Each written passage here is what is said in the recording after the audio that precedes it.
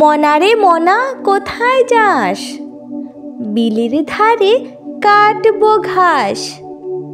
ঘাস কি হবে? বেচবো কাল, চিকন সুতোর কিনবো জাল। জাল কি হবে?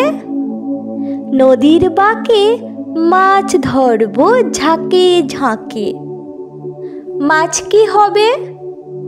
বেচবো হাটে, কিনবো শাড়ি পাটে পাটে। বোনকে দেব পাটির শাড়ি, মাকে দেব রঙিন হাড়ি। ধন্যবাদ আমার আদরের ছোট্ট বন্ধুরা।